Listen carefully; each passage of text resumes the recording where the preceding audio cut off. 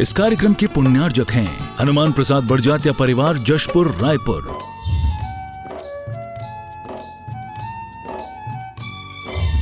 राजकुमार सुधा जैन, विनोद संजना जैन, दिलीप सीमा जैन, रासु शीतल, राहुल अदिति, पुष्पा विमल पांड्या इंदौर, स्नेहलता विकास काला जयपुर, ममता सुरेश सेठी कोलकाता, सानू अमित जैन सूरत, पूर्वा हर्ष हितांश पाटनी कोलकाता, सलोनी हर्षवर्धन जैन आगरा, वेदिका यश पाटनी नागपुर, रचित मौलिक जीनांश वांशिक धैर्य वंदित जैन। जो लज्जा राम जी तोमर के द्वारा लिखी गई है और www.vidyasagar.guru पर यह प्रतियोगिता आयोजित है, जिस प्रतियोगिता का नाम है वतन की कमान। एक बार जोरदार तालियां बजाकर सब लोग एक साथ बोलेंगे, उस प्रतियोगिता का नाम है वतन की।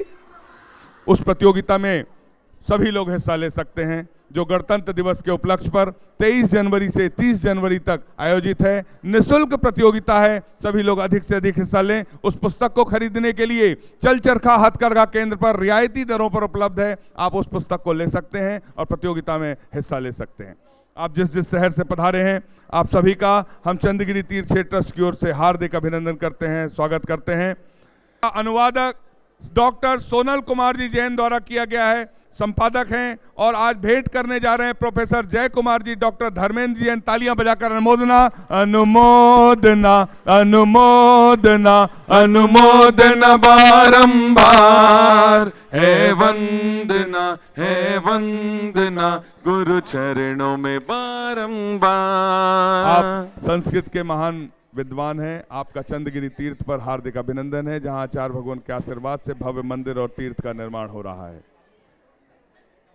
श्री नेमीचंद जी, सत्येंद्र जी, मोहन जी, सुशीला देवी जी, सिंपल जी एवं समस्त परिवार, सौम्या जैन,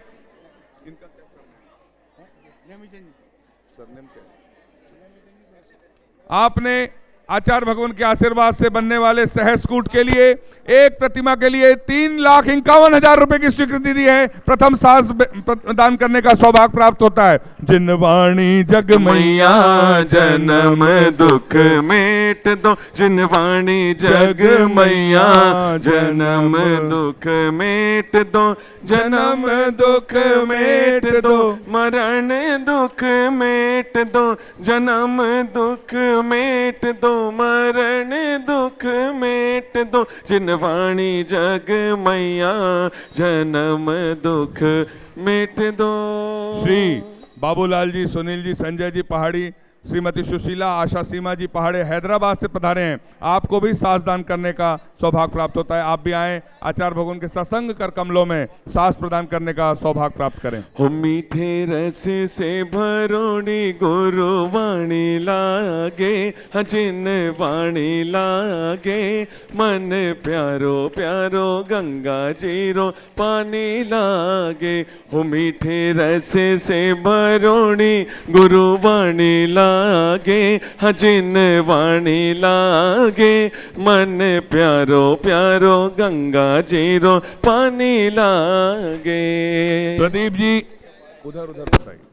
प्रदीप जी रेशु पर्व गर्व नागपुर से पधारे हैं। आपने श्रीफल भेंट करने का सौभाग्य प्राप्त किया। आपने चंद्रगिरी तीर्थ के लिए दान की राशि की स्वीकृति दी है। तालियां बजाकर अनुमोदना। आप आए, 2 व्यक्ति आएंगे जिनके नाम की घोषणा हो रही है। श्रीफल भेंट करने का सौभाग्य प्राप्त करें। नंदलाल जी, दिनेश जी पाटनी रांची आसाम से पधारे हैं। आपने भी श्रीफल भेंट करने का सौभाग्य प्राप्त किया है। कमल जी, हेमा जी, निधि जी छाबड़ा सूरत से पधारे हैं। आपने भी श्रीफल भेंट करने का सौभाग्य प्राप्त किया है। पद्म प्रभु मंदिर महल नागपुर ट्रस्ट से आप लोग पधारे। आप लोग अपने स्थान से खड़े होकर आचार्य भगवान के सत्संग श्री चरणों में नमन कर आशीर्वाद प्राप्त करें। खुशी जैन भिलाई, आपने भी श्रीफल भेंट करने का सौभाग्य प्राप्त किया है। छपारा जैन समाज से 3 बस आई है, खड़े होकर आचार्य भगवान के चरणों में नमोस्तु निवेदित करें। अनुमोदना, अनुमोदना, अनुमोदना। श्री दिगंबर जैन समाज, वंदना है वंदना गुरु चरणों में बारंबार। श्री दिगंबर जैन समाज ट्रस्ट छपारा सिवनी, आपने भी श्रीफल भेंट करने का सौभाग्य प्राप्त किया है। आकाश प्रेमचंद जी बाकलीवाल, आपने भी श्रीफल भेंट करने का सौभाग्य प्राप्त किया है। जितने नाम हमारे पास आए थे, हमने सभी के नामों को शामिल करने की कोशिश की और कल हम सभी चलते हैं, सभी अपने स्थान पर बैठ जाएं। आचार्य परमेष्ठी की सामूहिक पूजन करने का सौभाग्य। बोलिए संत शिरोमणि आचार्य गुरुवर विद्यासागर जी महामुनि राज की, समस्त आचार्य संघ की। जीवन है पानी की बूंद कब मिट जाए रे, ओ जीवन है पानी की बूंद कब मिट जाए रे। होनी अनहोनी ओहो होनी अनहोनी कब क्या घट जाए रे। जीवन है पानी की बूंद कब मिट जाए रे। आचार्य श्री जी के चरणों में हम झुका रहे अपना माथा, जिनके जीवन की हर चर्या बन पड़ी स्वयं ही नवगाथा। जय नागम का वह सुधा कलश जो बिखराते हैं गली गली, जिनके दर्शन को पा करके खिलती मुरझाए हृदय कली। ओम ह्रीम श्री 108 आचार्य विद्यासागर मुनिन्द्र अत्र अवतर अवतर शंभो सठ आवानन। जय हो जय हो जय हो। अत्र तिष्ठ स्थापनम। जय हो जय हो जय हो। अत्र मम सन्नितो भव भव सठ सन्निधि कर्णम परिपुष्पांजलम क्षिपामि। सांसारिक विषयों में पढ़कर मैंने अपने को भरमाया, इस राग द्वेष की वैतरणी से अब तक पार नहीं पाया। तब विद्या सिंधु के जल कण से भव कालुष धोने आया हूँ, आना जाना मिट जाए मेरा यह बंद काटने आया हूँ। ओम ह्रीम श्री 108 आचार्य विद्यासागर मुनिन्द्राय जन्म जरा मृत्यु विनाशनाय जलम निर्पाविति। क्रोध अनल में जल जल कर अपना सर्वस्व लुटाया है, निज शांत स्वरूप न जान सका जीवन भर इसे बुलाया है। चंदन सम शीतलता पाने अब शरण आपकी आया हूँ, संसार ताप मिट जाए मेरा चंदन बंधन को लाया हूँ। ओम ह्रीम श्री 108 आचार्य विद्यासागर मुनिन्द्राय संसार ताप विनाशनाय चंदनम निर्पामिति। जड़ को ना मैंने जड़ समझा, नहीं अक्षय निधि को पहचाना। अपने तो केवल सपने थे भ्रम और जगत का भटकाना। चरणों में अर्पित अक्षत है अक्षय पद मुझको मिल जावे, तब ज्ञान अरुण की किरणों से यह हृदय कमल भी खिल जावे। ओम ह्रीम श्री 108 आचार्य विद्यासागर मुनिन्द्राय अक्षय प्राप्ताय अक्षतान निर्पामिति। इन विषय भोग की मदिरा पी मैं बना सदा से मत वाला। तृष्णा को तृप्त करे जितनी उतनी बढ़ती इच्छा ज्वाला। मैं काम भाव विद्वंस हेत मन सुमन चढ़ाने आया हूँ, यह मदन विजेता बन न सके यह भाव हृदय में लाया हूँ। 108 आचार्य विद्यासागर मुनिन्द्राय कामवाण विध्वंसनाय पुष्पम निर्पामिति। हो मेरे सिर पर रख दो बाबा, हो मेरे सिर पर रख दो गुरुवर अपने ये दोनों हाथ। गुरुवर हमको दीजिए जन्म जन्म का साथ, गुरुवर हमको दीजिए जन्म जन्म का साथ। इस शुदा रोग की व्यथा कथा भव भव में कहता आया हूँ। अति भक्ष अभक्ष बके फिर भी मन तृप्त नहीं कर पाया हूँ। नए वेद समर्पित करके मैं तृष्णा की भूख मिटाऊंगा। अब और अधिक ना भटक सकूं यह अंतर बोध जगाऊंगा। ओम ह्रीम श्री 108 आचार्य विद्यासागर मुनिन्द्राय क्षुधा रोग विनाशनाय नैवेद्यम निर्पामिति। हो मेरा रास्ता रोशन कर दो, हो मेरा रास्ता रोशन कर दो, चाहे छाई अंधेरी रात। गुरुवर हमको दीजिए जन्म जन्म का साथ, बाबा हमको दीजिए जन्म जन्म का साथ। मोहांधकार से व्याकुल हो निज को नहीं मैंने पहचाना। मैं राग द्वेष में लिप्त रहा, इसे हाथ रहा बस पछताना। यह दीप समर्पित है गुरुवर मेरा तम दूर भगा देना। तुम ज्ञान दीप की बाती से मम अंतर दीप जला देना। ओम ह्रीम श्री 108 आचार्य विद्यासागर मुनिन्द्राय महामोहांधकार विनाशनाय दीपम निर्पामिति। इन अशुभ कर्म ने घेरा है, मैंने अब तक यह माना था। बस पाप कर्म तज पुण्य कर्म को चाह रहा अपनाना था। शुभ अशुभ कर्म सब रिपुदल है, मैं इन्हें जलाने आया हूँ। इसलिए आपके चरणों में यह धूप चढ़ाने आया। 108 आचार्य विद्यासागर मुनिंद्राय अष्टकम दहनाय धूपम निर्पामिति। भोगों को इतना भोगा कि खुद को ही भोग बना डाला। साध्य और साधक का अंतर मैंने आज मिटा डाला। मैं चिदानंद में लीन रहूं, पूजा का यह फल पाना है। पाना था जिसके द्वारा वह मिल बैठा, मुझे ठिकाना है। ओम ह्रीम श्री 108 आचार्य विद्यासागर मुनिंद्राय महामोक्ष प्राप्ताय फलम निर्पामिति। हो जयवंत रहे मेरे गुरुवर, हो जयवंत रहे मेरे गुरुवर, और जिए हजारों साल। गुरुवर हमको दीजिए जन्म जन्म का साथ। बाबा हमको दीजिए जन्म जन्म का साथ। तेरा एहसान होगा मेरा कल्याण होगा। तेरा एहसान होगा मेरा कल्याण होगा। जग के वैभव को पाकर मैं निश दिन कैसा अलमस्त रहा। चारों गतियों की ठोकर को खाने में ही अभ्यस्त रहा। मैं हूँ स्वतंत्र ज्ञाता दृष्टा, मेरा पर से क्या नाता है। कैसे अनर्ग पद पा जाऊं, यह अरुण भावना भाता है। ओम ह्रीम श्री 108 आचार्य विद्यासागर मुनिंद्राय अनर्थ प्राप्ताय अर्घम निर्पामिति। तो फिर आओ बाबा पधारो बाबा, आओ बाबा पधारो बाबा। आओ बाबा पधारो बाबा। आओ बाबा विराजो बाबा। आओ बाबा पधारो बाबा। आओ बाबा विराजो बाबा। गुरुदेव की सूरत हो,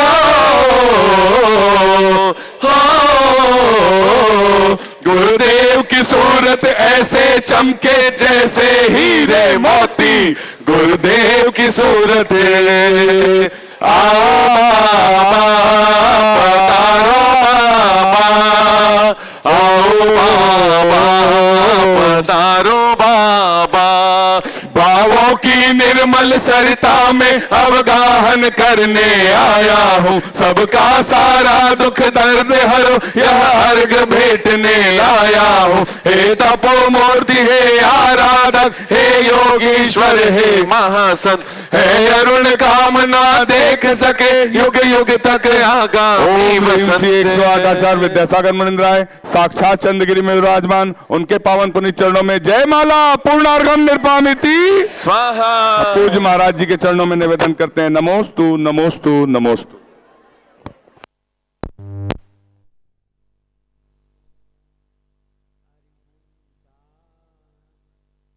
नमो सिद्धाणम नमो आयर्याणम नमो उवज्झायाणम नमो लोये सभ्यसाहूणम।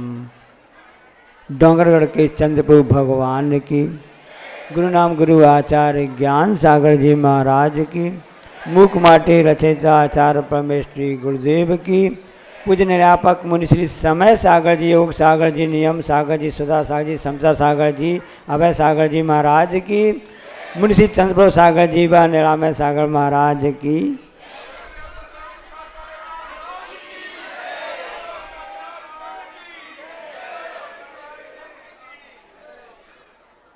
आज रविवार है, छुट्टी का दिन है,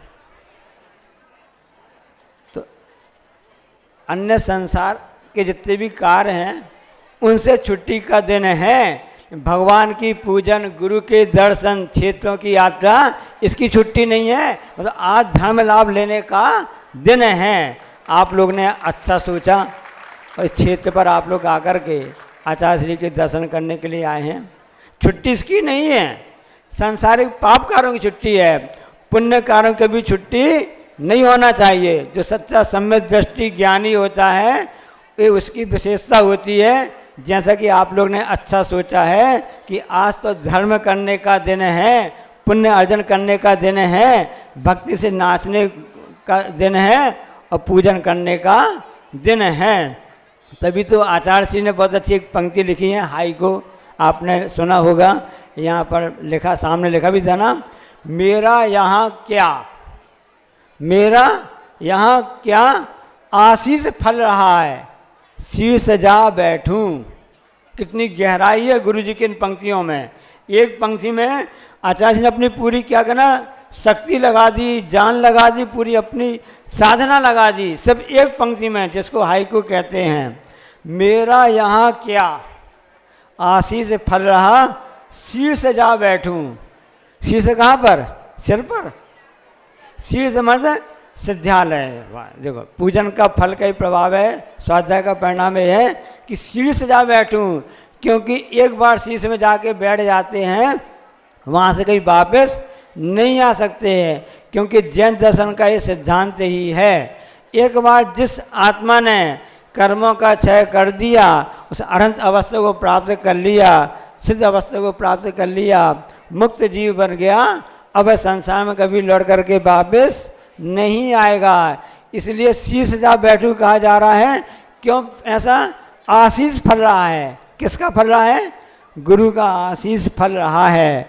ऐसा आचार्य श्री अपने गुरु ज्ञान सागर महाराज जी के लिए स्तुति कर रहे हैं कि मेरा यहाँ पर कुछ भी नहीं है, न मैं करता हूँ, न भोगता हूँ, न स्वामी हूँ, मैं तो एकमात्र ज्ञाता दृष्टा हूँ, सिर्फ अपना कर्तव्य कर रहा हूँ।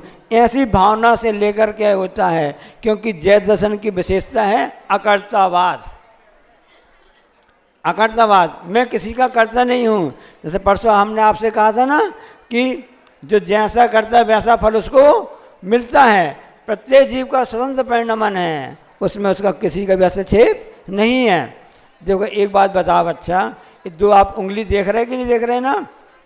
अब जो दोनों उंगली इस शरीर के साथ में कब से हैं, यानी आपके साथ में कब से हैं? जब से, आपका उत्तर क्या होगा? जब से आपने, और सुधार कर लो आप, जब से आपने जन्म लिया। जब से जन्म नहीं लिया, जब से यह जीव, कोई भी जीव हो, जन्म नहीं लिया, जब से गर्भ में मैं आया, और गर्भ में आने के बाद में कुछ समय बाद उसकी शरीर की रचना चालू हो जाती है, तब से दोनों छिंगली और अनामिका, उदाहरण के लिए दो आपको बता रहे हैं, तब से आपके सबके, हम सबके साथ में जुड़ी हुई हैं। जुड़वा बच्चे भी पैदा होते हैं तो एक साथ पैदा नहीं होते हैं, कुछ समय का अंतर आता है। और पैदा होने के बाद में कई बार कर्म का ऐसा उदय आता है, एक पूरब की ओर चला जाता है, एक उत्तर की ओर चला जाता है, दूसरा दक्षिण की ओर चला जाता है, संगति अलग मिल जाती है। लेकिन ये दो अंगुली तो जब से इस जीव ने गर्भ में आया और जन्म लिया, आज तक हर पल साथ में हैं। जबकि हमारे माता पिता या हमारे भाई बहन या पत्नी पति अन्य संबंधी अलग भी हो जाते हैं, घर में रहने के भी अलग अलग ही रहते हैं। दोनों साथ में हमेशा एवरी टाइम 24 गुणित 7 गुणित 360 ये 3600 सेकेंड मिला दो तो साथ में चल रहे हैं। अब ये विचार करना, कभी इस उंगली में चोट लग जाए या नौ घेरा हो जाए या किसी से चिपट जाए, कुछ इंस्पेक्शन हो जाए, कुछ उसमें तकलीफ आ जाए। अब यदि मान लो एक है छोटी वाली, दीदी मैं आपकी क्या हेल्प करूं, या जगह मैं आपकी क्या हेल्प करूं, इसमें मलहम लगा दो, इसमें बाम लगा दो, इसमें आइडेक्स लगा दो, इसकी सिकाई कर दो, मैं शेयर करूंगी आपके साथ में, क्योंकि हम दोनों तो शुरू से हमेशा से साथ में हैं और साथ में बनेंगे भी। साथ में से आए हैं, साथ जिएंगे और साथ मरेंगे, दोनों कह रही हैं। समझ में आ रहा नहीं यार आपके लिए? लेकिन इसके दर्द को थोड़ा भी शेयर नहीं करती है। ये आप अनुभव से जानते हैं कि नहीं जानते हैं? अब से जानते हैं। जब ये उंगली इसके शेयर नहीं कर रही है, इसका कुछ भी एक अंश में नहीं कर रहे हैं, तब विचार कर लेना कि हमारे इसका कर्ता भोक्ता स्वामी जो स्वयं जीव का है, हमारे सगे संबंधी, हमारे पड़ोसी वाले महाराज जी भी हमारा क्या करेंगे, ऐसा मत सोचना। कौन क्या करेगा? ये जैन धर्म का अकर्तावाद सिद्धांत है, ये अकाट्य नियम है, ये इस जैन धर्म की इसी बात में जीती है। इसका हमको गौरव होना चाहिए। ये अकर्तावादी हमारे लिए ये काम करता है। लेकिन फिर हम भगवान की पूजा स्तुति क्यों करें, क्यों यहाँ पर देश दर्शन करें? कोई कुछ करने वाला नहीं है। हम अपने परिणामों के करता हैं, हम अपने भावों के करता हैं। वो तो बाहर निमित्त मात्र हैं, उनका आशीर्वाद मिलता है, उनके दर्शन होते हैं, उनकी इसी जिन प्रतिमा के दर्शन करते होते हैं हमको अपने स्वरूप का भान हो जाता है। हे भगवान, मैं भी ऐसा कब बनूं, मैं आपके जैसे कैसे उस मार्ग में चलूं, ऐसा भान करने के लिए जिनालय बनते हैं, गुरु महाराज होते हैं, जिनवाणी का स्वाध्याय होता है। इस निमित्त मात्र हैं। जैसा कि यहाँ पर आप लोग जानते हुए संचालक ने बताया कि यहाँ पर जिनालय का निर्माण हो रहा है, इसके आशीर्वाद से पाषाण का जिनालय निर्माण हो रहा है। क्यों हो रहा है? क्योंकि वह निमित्त हैं, उसके माध्यम से हम क्या संगी पंचेंद्रिय जीव त्यंत भी जो होते हैं सम्यक दर्शन को प्राप्त कर लेते हैं। ऐसे जिन मंदिर की और जिन प्रतिमा की ऐसी महिमा होती है, ऐसा अद्भुत होता है। इसका मतलब ये नहीं कि महाराज जी एक कुछ कर नहीं सकते हैं तो क्या किया जावे, इसको थोड़ा सहलाने से इस पर थोड़ा असर भी दर्द में कम आता है। और यहाँ तक यदि किसी बोल भी दो, भैया दर्द ठीक हो जाएगा, हम अचासी का आशीर्वाद लेके आ गए हैं, अपना फीलिंग कैसी होती है आपको? अब तो दर्द कम हो गया। तो महाराज जी आप दो बातें कैसी बता रहे हैं? अभी तो आप कह रहे थे कि इसका कर नहीं सकता है, आप कहते हैं आशीर्वाद आए तो ठीक हो सकता है। ये तो अनेकांत है। जैन दर्शन का भी एक सिद्धांत है, अहिंसा और अपरिग्रह के साथ साथ में यही अनेकांत है। जैसे परिणाम होते, जैसे भाव होते हैं, वैसे ही काम होता है। ये जिनवाणी हमको बताती है। आज वर्तमान जिनवाणी नहीं है, उनको जिनवाणी को बताने वाले वीर हिमाचल सैन्य के लिए गुरु गौतम के मुख मोह महाचल भेद चले, जग की जड़ता तब दूर करी है। जग की जड़ता को, जो बुखार है, जो जड़पना है, मूर्खपना है, उसको दूर करने वाली कोई है, जिनवाणी माता ही है। तो भगवान के मुख से निकली है, गणधर उसको झेली है। तो गणधर परमेष्टि में वो भगवान में क्या अंतर कहलाया? कल स्वाध्याय चल रहा था, आपको बता दें, आप स्वाध्याय तो आप ले नहीं सकते हैं। तीनों महाराज जी हम लोग बैठे हुए थे आचार्य श्री कर, प्रतिमंड ग्रंथ का स्वाध्याय चल रहा था और जयपुर और दिल्ली के पंडित जी वगैरह आ गए थे, वो बैठे थे। आचार्य बहुत अच्छी बात कही है कि अनंत परमेष्टि और से गणधर परमेष्टि में आप क्या अंतर डालेंगे? भाई जो गणधर बोल, अनंत भगवान ने जो बोला वही तो गणधर जी ने झेला, मुनि महाराज जी ने, उसके आपको बता दिया। गणधर जी भी बोल सकते थे, अनंत ही क्यों बोले? तीर्थंकर भगवान ही उनकी बात है ना, उनको कहा जाता है, आपसे कहा जाता है, क्यों कहा गया? तो वास्तव में प्रवचन करने के जो योग अधिकारी होते हैं वो तो सिर्फ तीर्थंकर केवली भगवान ही होते हैं। पर गणधर कौन है? गणधर उनकी कार्बन कापी हैं, ओरिजिनल कापी तो अनंत भगवान हैं। ऐसे तीर्थंकर केवली हैं, गणधर उनकी तो कार्बन कापी है। कार्बन कापी में उन्हें कहीं कुछ अंतर नहीं रहता है। कार्बन कापी तो कार्बन कापी ही कहलाती है। आप लोग बिजनेसमैन हैं, नीचे कार्बन लगा के फिर बिल बना के देखते हैं कि गड़बड़ हो जावे तो कार्बन कापी से डुप्लीकेट कापी से बोलते हैं ना। तो कार्बन कापी में ओरिजिनल कापी में अंतर नहीं आता है, दोनों सेम है, दोनों इक्वल है, एक से हैं। तब भी क्या अंतर है फिर? पर जो अंतर इन दोनों में अंतर है वही अनंत परमेष्टि और गणधर परमेष्टि में है। ऐसे आचार्य ने हम लोग के उदाहरण बताया था, आप लोग को अच्छा लगा, समझ में आ गया ना? शीश जाओ बैठूं, क्योंकि शीश में बैठने से कार्य करना पड़ता है, इसलिए आगम वहाँ से चलता आया है। और हम सबके पुण्य से एक कथानक आता है कि एक राजा ने कहा, समय तो नहीं हो गया, राजा ने कहा कि वहाँ से एक बर्फ़ का ढेला लेकर के आ जाओ। उस कोने में सभासद ने कहा से बर्फ़ का बड़ी सिल्ली है, उसको लेकर के आओ। ध्यान रखना कोई क्रेन से लेकर नहीं आएगा, न कोई अपने साथ चल के आएगा। तो कैसी व्यवस्था की जावे भाई? कोई चल के भी नहीं आएगा, कोई क्रेन भी लाएगा, कोई गाड़ी भी लेके नहीं आएगा, कोई भी आपका व्हीकल है, कुछ भी ट्राली वगैरह भी नहीं चाहिए। इसके बाद भी हमारे हाथ में पहुंचना चाहिए। ये शर्त रख दी राजा ने। अब क्या किया जावे, सभासदों ने दिमाग लगाया, एक काम करते हैं, सभी लाइन से खड़े हो जाते हैं, बहुत दूर से आना है। जितने सभासद थे ना सब वहाँ लाइन से खड़े हो गए। अब खड़े हो गए, ट्रांसफ़र होता ना, पहले आप फिर एक से ना। अब वहाँ से बर्फ़ का ढेला चला, एक ने दूसरे को दिया, दूसरे तीसरे, चौथे को, पांचवें को। जैसा आपने देखा ना आपके मंदिर में चित्र बना होगा, भगवान का अभिषेक होता है। अभिषेक करने वाला तो जो पांडुकशिला में होता है, 14 इंद्र सभी इंद्र वहाँ कलश ले खड़े रहते हैं और पूरी लाइन कहाँ रहती है, 6 समुद्र तक रहती है। सबसे शुरू में समुद्र के किनारे खड़ा जो बाला का व्यक्ति है, जो देव खड़ा हुआ वहाँ पर, वो एक कलश देता है, दूसरे को देता, तीसरे को देता, चौथे को देता। इस ढंग से होता है। आपने बहुत मकान बनवाए हैं, लेंटर पड़ता ना, तो उस समय जितने भी श्रमिक होते हैं, कार्य करने वाले होते हैं ना, तसला में रहते हैं। अब एक तसला लेके वहाँ जाएगा, गिट्टी लेकर के, मसाला लेकर के, कितना समय लग जाएगा। लाइन से खड़े हो जाते हैं, एक तसला दूसरे ने दिया, तीसरे को, चौथा दिया, ऐसा भरा तसला जाता है और दूसरी लाइन से खाली तसला आता जाता है।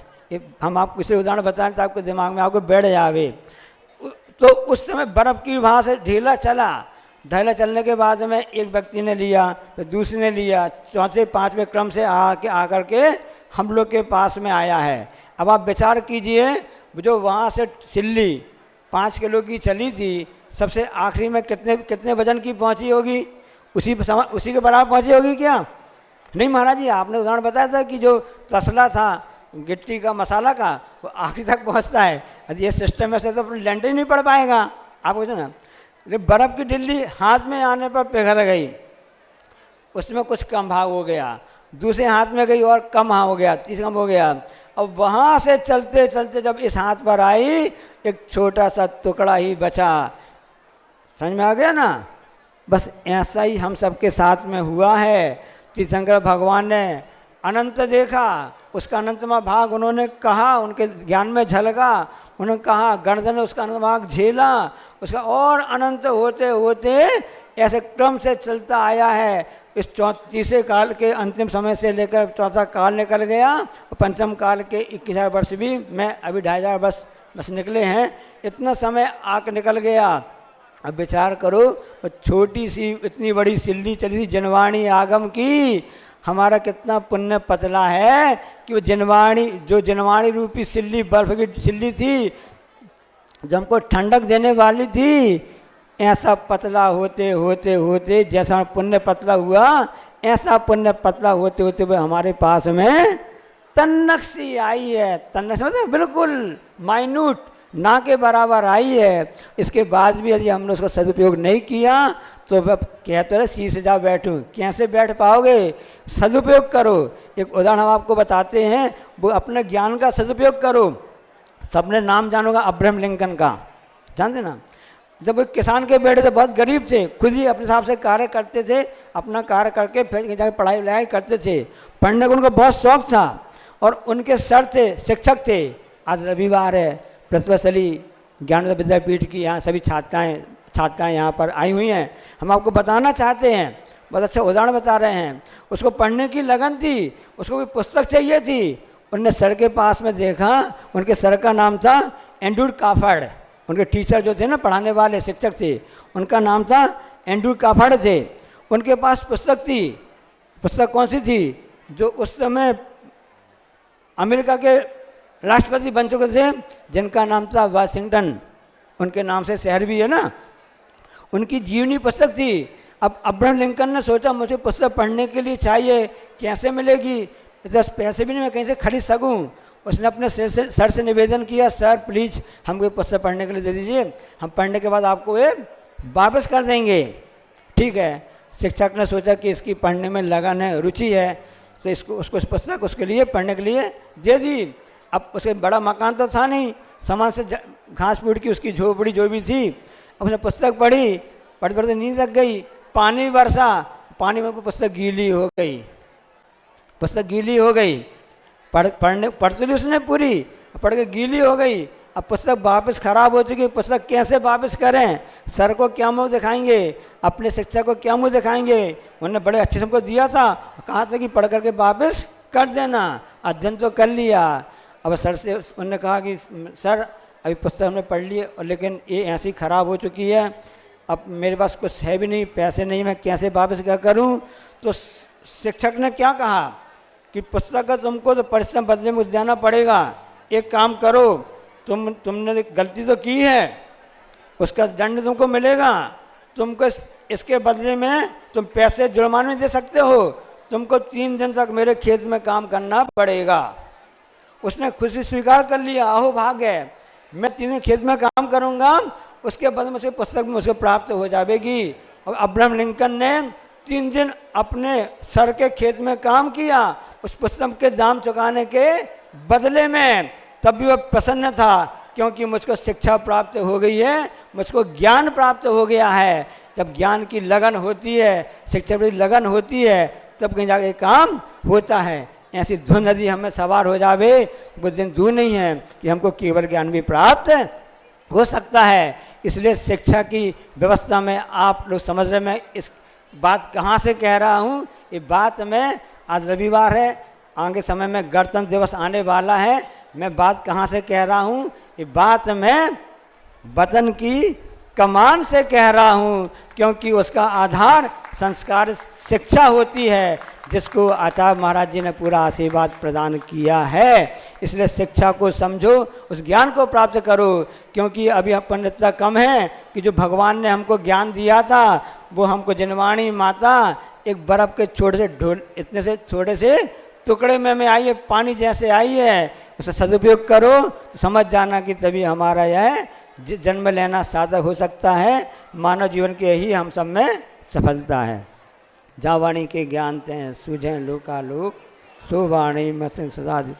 हे जनवाणी भारती तू जपो दिन में जो तेरो शरणा गई।